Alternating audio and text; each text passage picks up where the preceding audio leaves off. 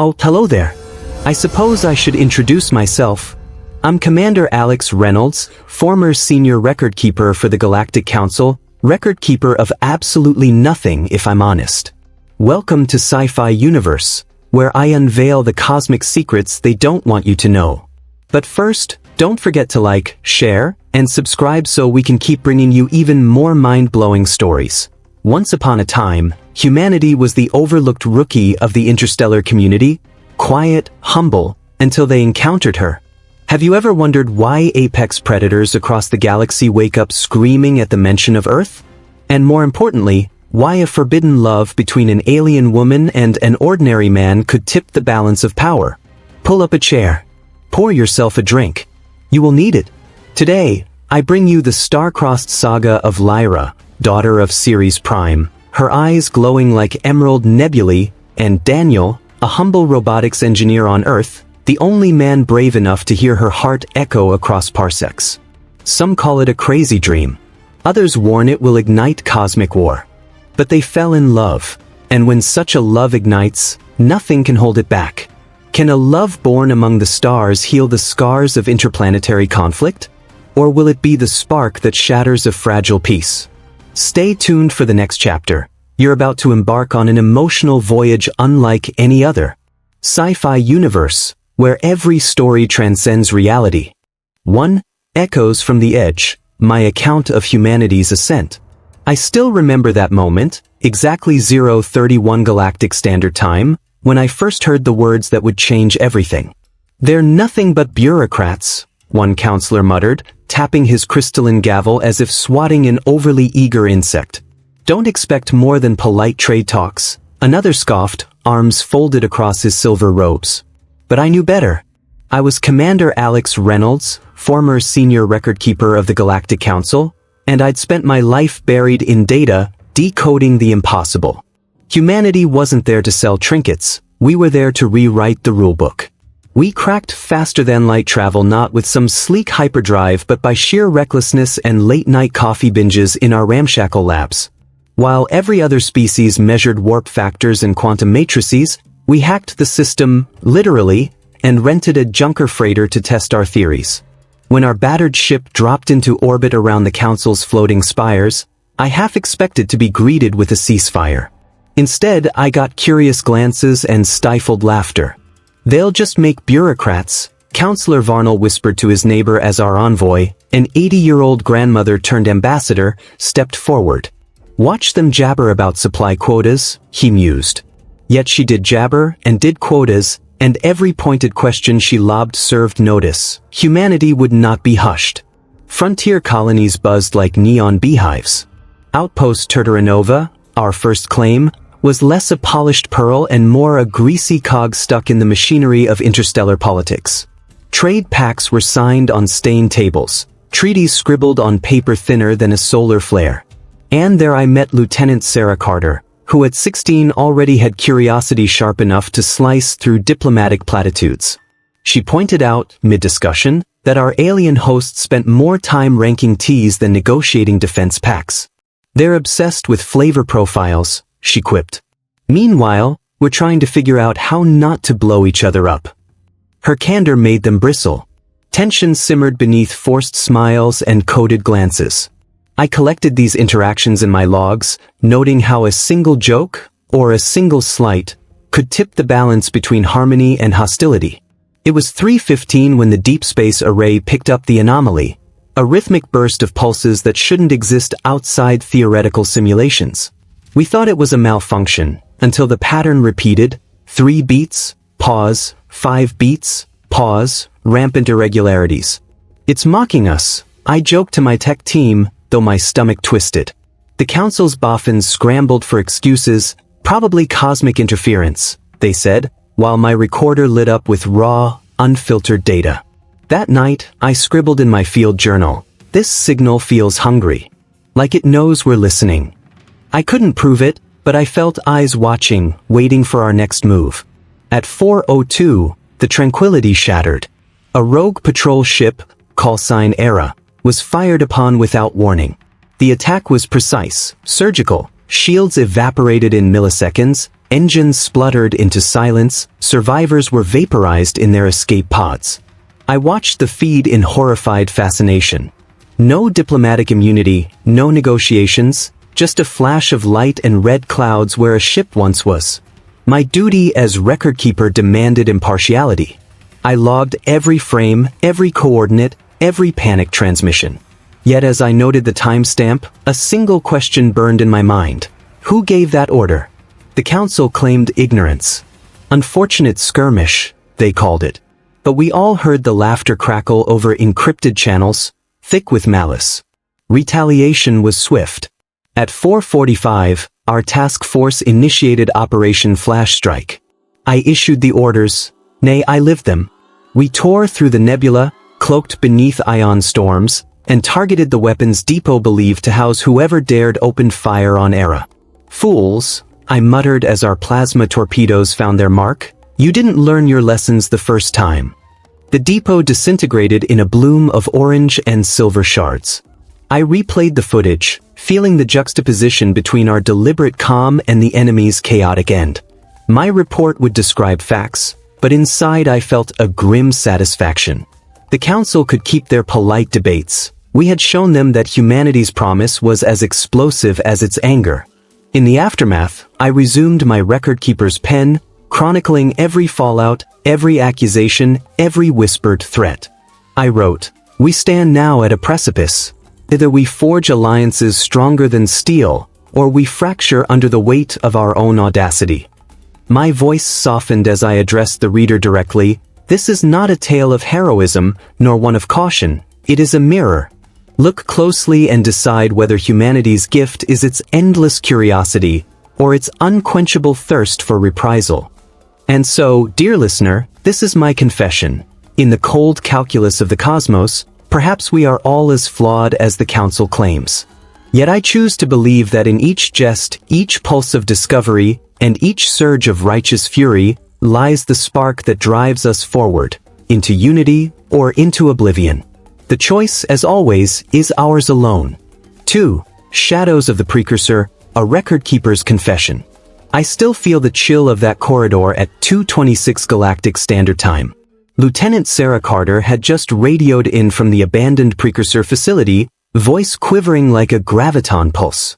"Commander, you need to hear this," she whispered, breath catching, a sound like static crossing light years. I grabbed my recorder, heart pounding. As former Recordkeeper of the Council, I'd catalogued conflicts and curiosities, but never had I witnessed dread so pure. Sarah's report crackled through the comms. "We're detecting quantum echoes, older than anything catalogued. It's like finding a heartbeat before time began." Behind her voice, I imagined the dim glow of her scanner's hollow readouts, shadows dancing against skeletal beams. In my mind's eye, I saw excited glitter in her young eyes. 16 she was, yet braver than most seasoned captains. "Show me," I murmured, leaning close to the console. She transmitted the data, jagged waveforms, interlaced with patterns improbably elegant. "They're calling it a gateway," she said, voice trembling. "But I think it's a warning." My pulse quickened. The Council had long argued that Precursor relics were inert, museums for bored technicians. Yet here was proof of something alive. Counselor Varnell had dismissed our earlier reports with a sardonic sigh. "Oh, let the kitty prod around ancient ruins. What harm could a little curiosity do?" His laughter still rings in my ears. I filed a private note. Underestimating youth is the Council's favorite pastime. But Sarah's trembling urgency shut down mockery in an instant. 3 minutes later, containment protocols descended like vultures. I watched the live feed of the lab's entrance. Sleek uniforms, expressionless helmets. Security breach at Sector 12. Their stoic report on the comms. Initiate accident plan. I felt my stomach twist. Accident plan was bureaucratic code for erase witnesses. I reached for the override but found my access sealed. My fingers hovered as the explosion rocked the facility. A flash so bright it pierced my visor through layers of reinforced glass. I heard her scream, fractured by the blast, "Commander, the gateway," and then silence. Back on the feed, I saw security cams swivel to the wreckage. They recorded every flicker of flame, every falling shard of glass. Yet the Council's public dispatch read, "Lab explosion due to volatile quantum sample. Containment achieved. No casualties reported." I stared at the sterile language, bile rising. My jaw clenched as I watched Sarah's trembling silhouette collapse behind a cloud of smoke, her final words lost beneath official calm. In the aftermath, data leaked through the network like blood through a wound. I intercepted fragments, Sarah's voice clips, tagged unauthorized. I listened to her last transmission. "They lied to us. The gateway is alive. And it's reaching out." Her whisper ended on a break. I pressed play again, only static remained. The Council scrambled to suppress the feeds. They offered condolences, sterile and rehearsed, to her bereaved family. But I kept the encrypted files intact. As Recordkeeper, I swore to the truth, even if it cost me my standing. My gut told me the Precursor Gateway was not just a relic, but a sentient sentinel, perhaps a key to cosmic chains we were never meant to breach. Since that day, I've haunted deserted archives, tracing particle signatures no less ominous than Sarah's final pulse. I convened secret meetings with renegade scientists, arguing until my voice cracked that we must treat the gateway as an interlocutor, not an artifact. They warned me, "You risk war with the Council. You risk everything."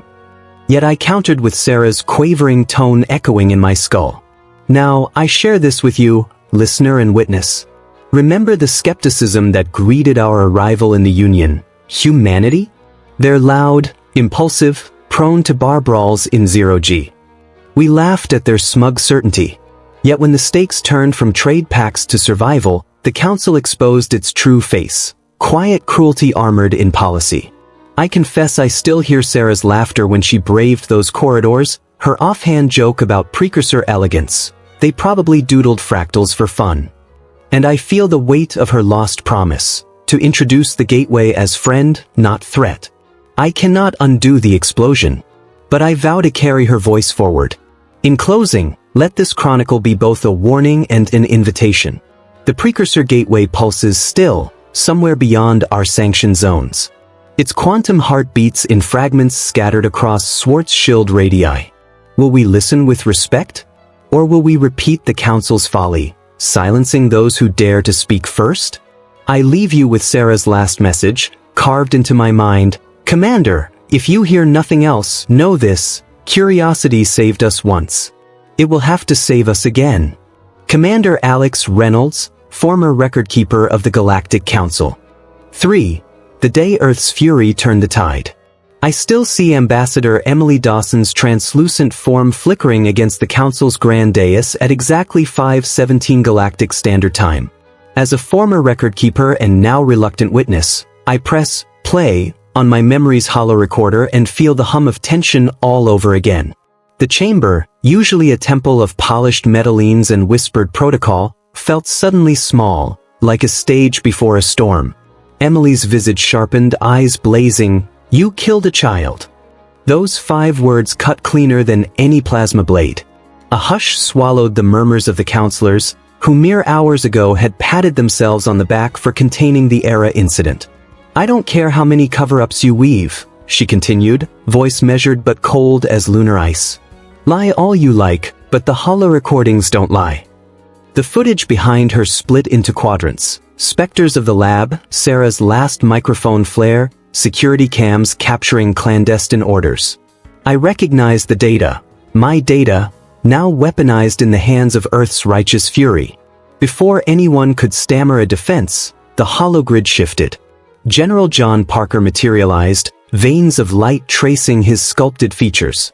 His salute was crisp, formal, until his next words shattered the faux civility. "By the authority of Earth Command, we declare immediate hostilities. Retributions will be severe, reparations, apologies, and leadership resignations." His tone brooked no argument, no delay. Counselor Varnell, usually so quick with a mocking retort, froze. His robes fluttered as if electrified by shock. "War?" he finally rasped, eyebrows climbing into his silver hair. "You dare?" But Parker's parting glare, calm, unyielding, answered for him. World War I had treaties. This was a cosmic reckoning. As Emily's image dissipated, I caught a glimpse of Martian delegates exchanging sideways glances. The Council's public relief strategy warmed up. Earth's demands are regrettable, the usual self-justifying drivel. Yet behind their polished smiles, I sensed a tremor. Earth had thrown down a gauntlet, and the Council was ill-prepared to pick it up. At 8:30, just as counselors rushed to patch comlinks, the entire chamber lights blinked out. Total blackout. I felt the floor shiver beneath my boots. More than a power failure, it was a signal. The game had changed. Red emergency lamps clicked on in unison, painting the chamber in scarlet dread. Alerts pulsed in the corners of every holoscreen. Communications offline. Defense grid compromised. Unknown fleet detected. I pinched the back of my neck, recalling Sarah's warning, "The signal is alive." Could she have foreseen Earth's secret armada? Then came the first silhouettes. Thousands of warships, like ghostly leviathans, coalescing against the void. I'd seen Earth's navy in training simulations, a pitiful handful of frigates by Martian standards, but this was the culmination of hidden arsenals, deserts turned shipyards, asteroid-funneled factories. Earth had built in shadows. A hush fell, then alarms screeched as plasma turrets on the Council's flagship roared to life. I toggled my comm to open channels, expecting commands. Instead, voices cut out mid-sentence, encrypted bursts only. The flagship's weapons splice through the void, but the armada dances between volleys, ghosting beyond targeting cones. They knew the grid's blind spots. I watched through an emergency viewport as the flagship, a gleaming tower of spires, unleashed a barrage that would have vaporized lesser targets. Instead, the shots fizzled against phased armor. Then came a single bolt, a Planet Cracker-class railgun round, streaking like a dying star. It struck the flagship's dorsal spine, cleaving hull plates in a thunderous rip. A superheated geyser blossomed, and the flagship's heart reactor went critical. My stomach dropped as the explosion engulfed the command deck in a supernova of technicolor wreckage. I heard consoles explode in nearby rooms, felt the shockwave crawl through the corridors. Counselors who moments ago boasted immortality via arcane shields now scrambled for evacuation pods, shrieking in a chorus of disbelief. Through the haze of heat and debris, I realized something profound. Earth's vengeance was not just retaliation, it was a calculated demonstration. They'd chosen the Council's proudest symbol and reduced it to cosmic shrapnel. There would be no negotiating tables left standing. As the blackout lifted and emergency power hummed back, I surveyed the carnage. Fractured hollow displays flickering, shards of decorative crystalline columns littering the floors, and embers of plasma conduits blinking out. Yet amid the ruin, a solitary broadcast beaconed on all frequencies. Earth Command, shimmering in blue-white text. "Cease hostilities immediately," Emily Dawson declared again, softer this time, but no less firm. "We offer terms, mutual respect, transparency in all dealings, and an end to Council secrecy. Refuse, and we will press our advantage." The Council's delegates looked up, battered but alive, faces drained of arrogance. I leaned against a twisted support beam, dust drifting across my uniform. A wry smile tugged at my lips. Humanity's triumph wasn't built on treaties or sobering speeches, but on unity forged in hidden forges and unleashed at the Council's doorstep. As Commander Alex Reynolds, former Recordkeeper, I close this entry with a vow. I will archive every pixel of this uprising, not as a tale of conquest, but as a testament to what happens when an underestimated world chooses to be heard. And I, for one, will stand at the forefront of whatever chapter comes next, curiosity primed, resolve steeled, and memory unbroken. For, from ashes to ascendancy, the rise of a new order. I've been poring over these transcripts as if they were holy relics. Commander Alex Reynolds here, former Recordkeeper turned reluctant chronicler, bringing you the next chapters of humanity's audacious saga. By the time Earth's hidden armada had shattered the Council's flagship, word had already rippled across the system. Moonside capitulation ceremony scheduled at 1327. Picture the grand concourse on Selene Station, once a glittering hub of Council pageantry, now draped in heavy banners proclaiming Earth's terms. 20 millennia of rule collapsed under the weight of a single signature. I stood at the back of the hall, arms folded, notebook clutched like a holy text. Ambassador Dawson approached the raised dais, her gait steady despite the weight of history on her shoulders. Around her, council elders, faces once sculpted into smug lines, now bore the tremor of fear. One croaked, voice shaking, "Will Earth accept our offer of continued membership?" Emily paused, lips curling in an ironically gentle smile. "Membership is no longer on the table. We demand equal standing or we withdraw." Click! Her pen sealed their fate. As the final signature glowed on the treaty hollow scroll, a hush fell. Then, as if rehearsed, the dais split apart to reveal the emblem of the new governing body, the Galactic Confederation of Independent Systems. Minimalist governance, they called it. No endless committees, no veiled agendas. Each world would send one representative, veto power was abolished. The mantra, unity through transparency. I scribbled in the margins, humanity's greatest export, impatience for bureaucracy. Counselor Varnell, formerly so quick with a snide quip, now hovered near tears. He muttered, "We've created our own undoing." I nearly laughed, except this wasn't comedy anymore. It was revolution.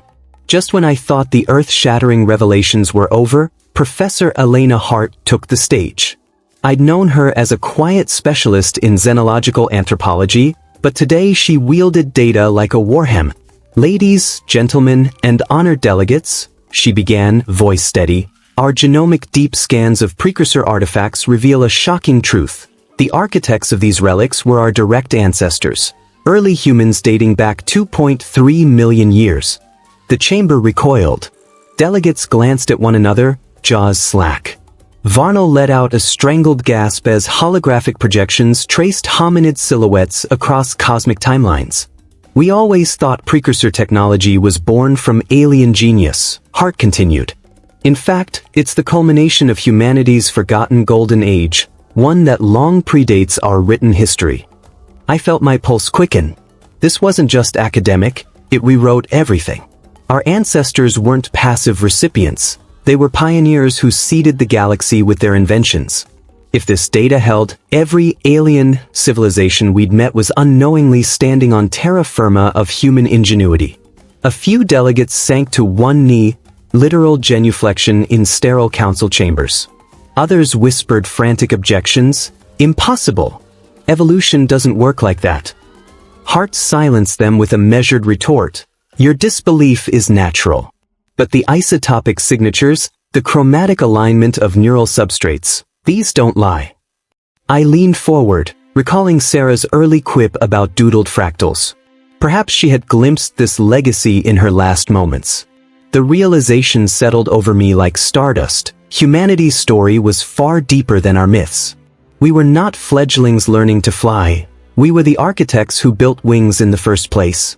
As Commander Alex Reynolds, I file this final entry not with closure, but with reverent awe. The Council's reign has ended. A new order stands on the cusp of dawn. And buried within ancient stone and quantum echo lies the genesis of our species' true legacy. To those who listen, consider this. When we venture into the unknown, we do so not as aliens grasping for crumbs, but as descendants of the very architects who first carved paths through the stars. May our future wisdom honor that primordial spark, and may we never forget the echoes of our beginning. 5. Cultural upheaval and new horizons, humanity's dawning. I'm Commander Alex Reynolds, once the Galactic Council's Recordkeeper, now witness to a new era. As I recount these events, I can still feel the electric charge in the vacuum of space where ancient hierarchies gave way to human ambition. From the moment we triggered the Council's downfall to the signing of the new charter, each beat of the cosmic clock has carried us toward this astonishing transformation. At 2232 Galactic Standard Time, entire starfaring civilizations stirred as if waking from millennia of slumber. I watched from the observation deck of the newly christened Confederation Hall as once haughty species, like the Zarthan Imperium, famed for their arrogance, lined up at human-run launch platforms. Their polished exosuits and gleaming banners felt oddly out of place next to our pragmatic Earth ships, patched with terra firma-grade welds and powered by blue-green fusion cores. I couldn't help but smirk when an elder Zarthan delegate hesitated before the control panel, fumbling at the button marked Ignition. "They bundled us into committees," he'd grumbled in the council chamber. Now, he stood silent, hands trembling in the gravity of human hospitality. Beyond the platforms, the galactic marketplace erupted in colors and cacophony reminiscent of old Earth's 20th century fairs. Andromedan gem traders hawked crystalline shards with names humans could barely pronounce, while our envoy Lindsay, renowned for her dry humor, strolled past shouting, "Hot take! These gems make better holographic projectors than Precursor alloys." A ripple of laughter followed her as Rulni merchants, who'd long refused direct contact, sampled zero-G space dogs, on a dare and choked on delight at the salty sweet burst. Cross-species collaborations sprouted like cosmic wildflowers. I overheard Orion geologists negotiating with our own Titan engineers to deploy asteroid mining rigs around Frankenstein 3. Aquara bioartisans offered to share their secret of luminescent healing halos derived from deep-sea organisms, once jealously guarded, so that human medvessels could mend wounds in warp-treated patients. All the while, Counselor Varnell's earlier taunt echoed in my mind, "Humans are all talk and no substance." Now, they were turning chatter into commerce, diplomacy, and innovation on a scale the galaxy had never seen. On the anniversary of Sarah Carter's final transmission, the entire Confederation observed 1 hour of silent tribute.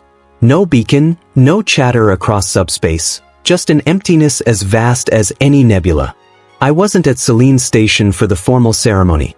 Instead, I found myself in the rolling hills of Montana, standing outside the Carter family's modest home just as dusk painted the sky in violet hues. Inside, Sarah's mother, father, and younger sister gathered around an old holoprojector showing Sarah's childhood messages, enthusiastic reports on interstellar trivia and goofy dances she'd recorded for family. I was introduced with deferential solemnity, the man chosen to lead the newly formed Galactic Historical Truth Commission. My task, to preserve every perspective, whether born in council chambers or human outposts, to ensure that neither triumph nor tragedy would ever be sanitized by politics. In the living room, where framed photos of Sarah in her cadet uniform lined the walls, her little sister Hannah pressed a hand-painted flower into mine. "She wanted people to remember us," Hannah whispered. "Promise you'll tell it as she would." I nodded, voice caught between duty and heartbreak. Around us, the Carter family spoke in hushed tones of their daughter's curiosity, her fearless laughter, and the last trembling words she'd sent before the lab's explosion, "Commander, you have to see this." Later, I stepped onto the porch, inhaling the crisp mountain air. The silent vigil had begun across the heavens, the only sound the soft rustling of prairie grass. I raised my hand to salute a sky now dotted with newly activated Precursor gateways, each emanating a gentle rose-colored glow. Sarah's legacy lived in those pulses, whispering of undiscovered worlds and hidden truths. As I return to Confederation Hall to convene our first Truth Commission, I carry with me the weight of every story, the Council's cold calculations, Earth's daring defiance, and Sarah's fearless curiosity. The upheaval we witness is more than political, it is cultural rebirth. Species who once scoffed at humanity now queue to learn our practical ingenuity and adopt our spirited resilience. And so, as Commander Alex Reynolds, I pledge to document this unprecedented chapter without veil or bias. We will record the Council's last lament, the human armada's decisive strike, and the quiet courage of those like Sarah Carter. For in the end, it is not just treaties or treaty signatures that shape history, but the voices of those who dared to question the status quo. Look skyward and you'll see the gateways shimmering across star systems, portals to the next frontier. Their faint hum beckons us forward, toward mysteries yet unrevealed.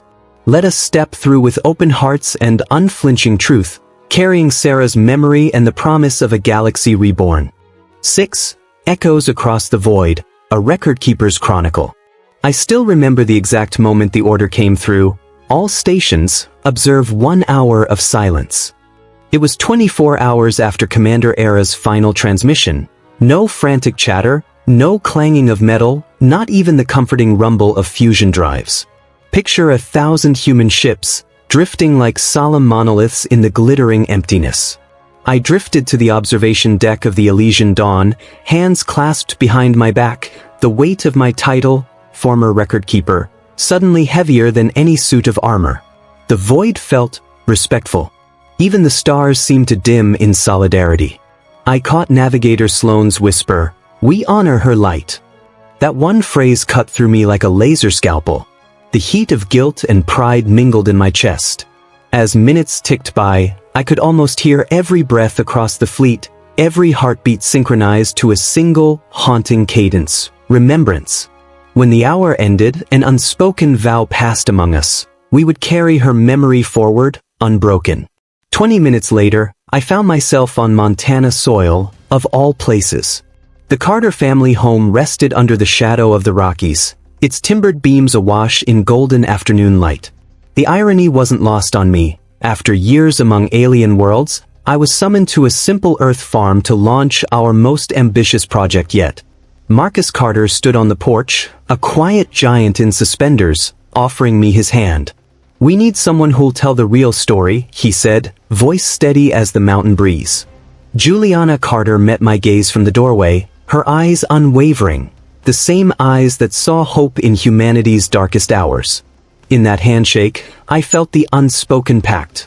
Duty to my old counsel, but also a moral obligation to truth, every perspective, every species. Inside, the meeting room was modest, hollow maps flickering overhead, data slates lining the walls, but the resolve was anything but small. Representatives from a dozen civilizations gathered, Vernon diplomats in luminescent garb, Tkari historians whose tentacles trembled in anticipation, even the elusive Kastari representatives cloaked in silent robes. Yet, humanity insisted on multi-perspective testimony. I cleared my throat, adjusting the edge of my uniform. "We stand at a crossroads," I began, voice echoing softly. "Our histories have been written by victors, or by those with the loudest voices. This commission dares to change that."